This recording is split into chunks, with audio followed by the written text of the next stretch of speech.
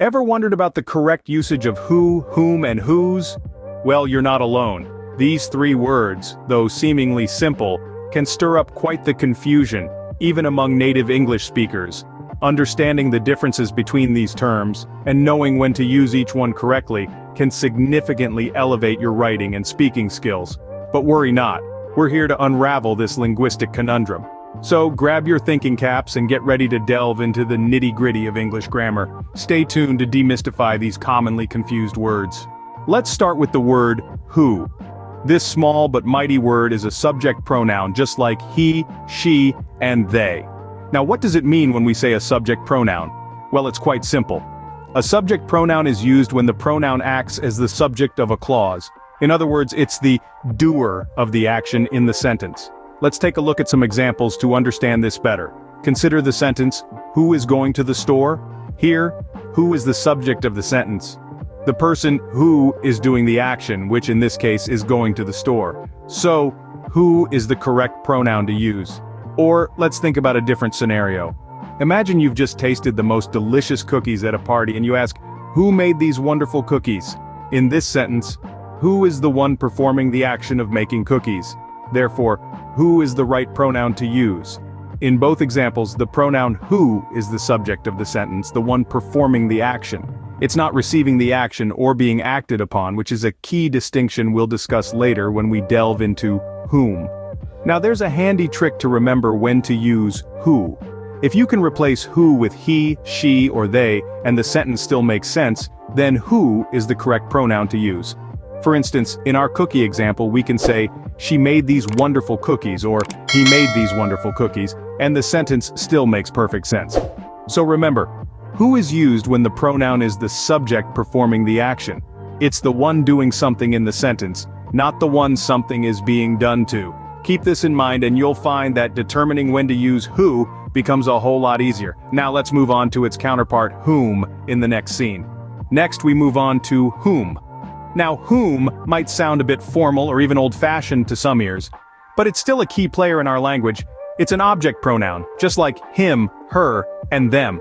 This means that whom is used when the pronoun is on the receiving end of the action. Let's break it down with a couple of examples. Consider the question, to whom was the letter written? Here, the letter is the subject doing the action, it was written. Whom is the object receiving that action? The letter was written to whom. Another example could be, whom are we inviting to the party? In this case, we are the ones doing the action, inviting. And whom is the object receiving the action? The invitees to the party. It's worth noting that in casual conversation, many people would probably say, who are we inviting to the party? And you know what? That's okay. Language is a living, breathing thing that evolves over time, but for those of us who want to stick to traditional rules or perhaps impress someone with our grammatical prowess, understanding when to use whom can be a handy tool in our linguistic arsenal. Remember our little trick from the who section? If you can replace the word with him, her, or them, then whom is your go-to. To test this, let's go back to our party question.